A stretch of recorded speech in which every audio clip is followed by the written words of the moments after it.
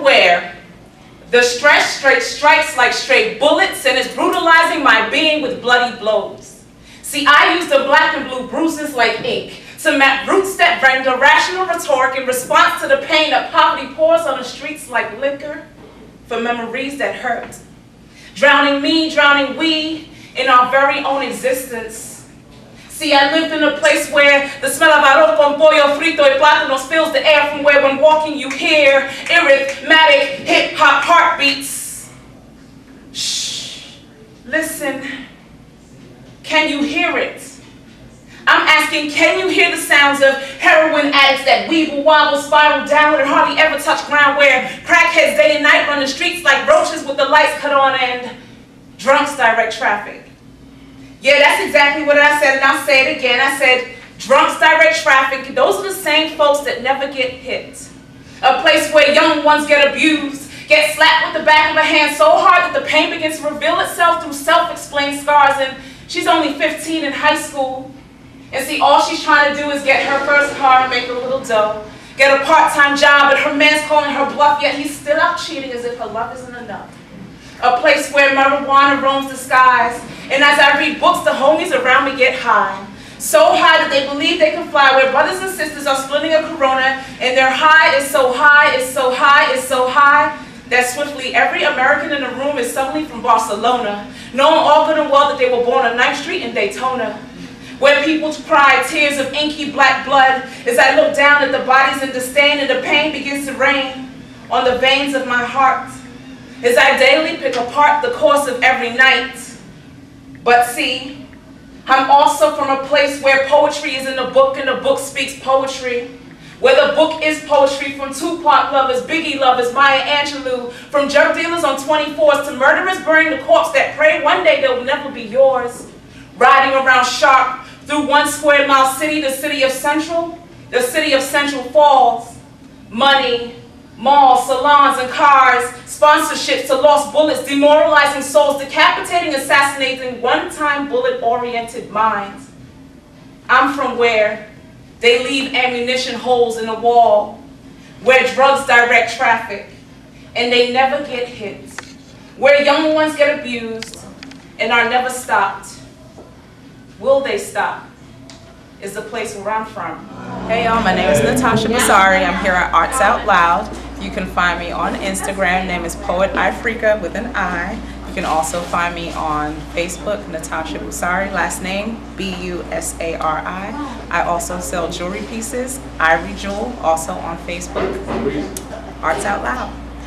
I also teach Zumba, hip hop, and African dance, Arts Out Loud. You have an accent, they say. I can't really seem to tell where are you from, they say. And I look at them with a smirk on my face because it's amusing to me that these folks just can't seem to see the motherland in me. And they ask again, are you from like New York or one of the islands or something? No, I say. And they look at me confused and they wait upon a clearer answer like a drug dealer waits upon a crack addict. And they ask, where are you from? And so I decide to tell them that I was created in a place that gave you the River Nile, where the brown skin comes versatile and the riches continue to be stolen. A place that drips in bright colors, a place that's inky blood, where our homes make more statements to the American dollar. And they look at me and say, oh no, she didn't. They put their hands on their hips, they get to twisting their necks and bending their tongues, snapping their fingers and releasing all the air in their lungs, all just to say, who the hell does she think she is talking about? You, I say.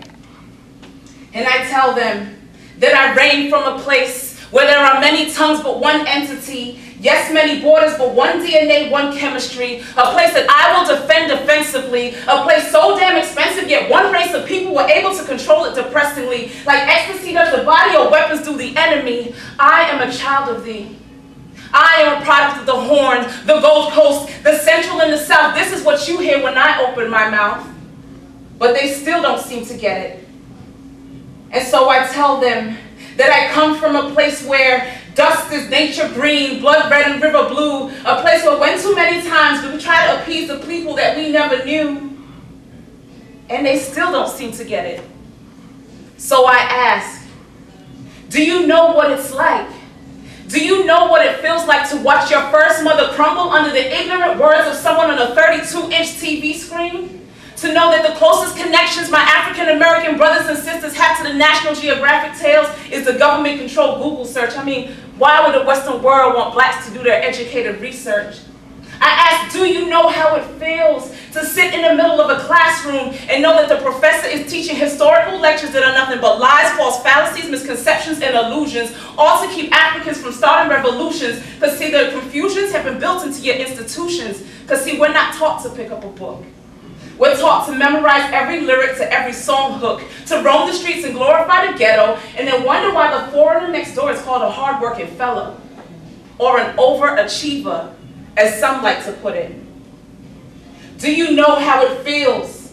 Do you know what it's like to turn on BBC and CNN and all you see are Somali and Kenyan babies draped in disaster and the Caucasoid race trying to prove why this is why we needed slave masters? Stereotypes televised. Oh, Africans are so smart. Oh, they think they know it all. But see, when I was growing up, all I saw on TV were Americans striving to be hood rappers or play basketball. Do you know how it feels? But I guess that's why I get silly questions like, so, do you speak African? Well, if you only knew that on the continent of Africa, there are 54 countries and over 2,000 dialects. If you paid attention in geography class, I guess you'd know the answer to that. I mean, I don't ask you if you speak American, do I? Memoirs, chronicles, autobiographies of people selling themselves to the white masters, dirty rape women, birth bastards is what they called us. Yet with all that being said, we are still the strongest and have lived the longest. So stop and take a look at me. Not every African you see will mirror the gorgeousness of the nights. Some of us will remind you of the orange harvest fest. Some lean like running water, some thick like tree trunks, some albino like rounded cumulus clouds, some intelligent kings and queens for so many generations which we have bowed. Listen to my words. My accent ranges from where there are strong black men and gracious brown women, soil, rice, blocks of gold, way before the Anglican or the Pope built his Vatican, towering curvy body structures, a continent of pretty champions. Yes, I'm proud to say I am African. A place where there are sisters, there are brothers, there are kin, where our culture is tougher than an iguana lizard skin. I wear Ethiopia, yes. I cry Eritrea, yes. I fight like Nigeria, Sudan, Chad, and Zambia, yes. And I dance like Burkina Faso, like I'm wearing my best evening dress, yes. See, my lineage comes from nomads with rice for every meal and impossibly huge families, with everyone in the community being your auntie or your uncle. See, in Africa, we are a mother-loving colony. Sisters, cousins, mommies, daddies making memories. Father waking me up every morning making long-distance calls screaming like a banshee while mama prepares the herbs for her afternoon tea. But see, when people think of Africa, it's not my face they see. Because see, to them, I'm not the typical imagery. You see, I've heard it all. Oh, you're too pretty to be African. Oh, you don't look African. But I thought all Africans look like the ones on National Geographic. And see, my comeback usually is, well, why are all Americans so sick and psychopathic? Because it seems like 3 out of every are suffering from bipolar.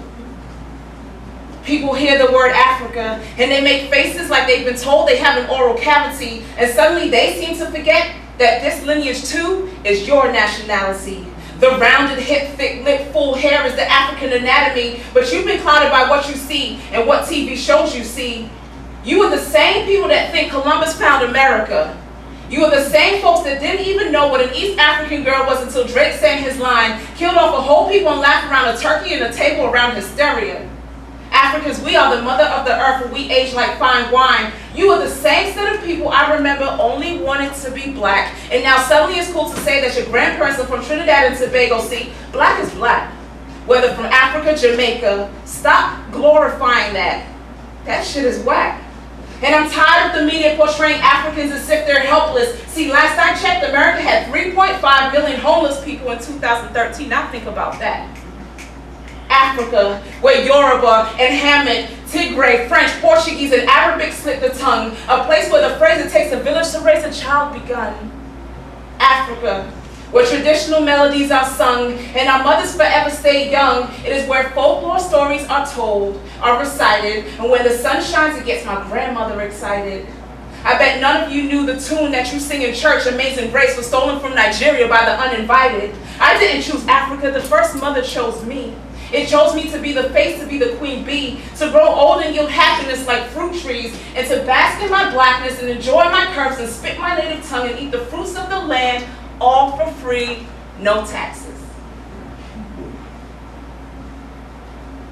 And I love it. I adore the peace that reigns within me, knowing that I am a product of the first mother. From Algeria to Gambia, Congo to Malawi, with countries like that who would want a vacation in Hawaii, Zimbabwe to Benin, Niger to Cabo Verde, where you find big, kinky, tight, coily hair, and life is nothing but a glorious affair. Yes, I was made there. I am an African, and I'm proud to be the face of it. Yeah. And to answer your question, that is the accent that you hear. Thank you. Hey.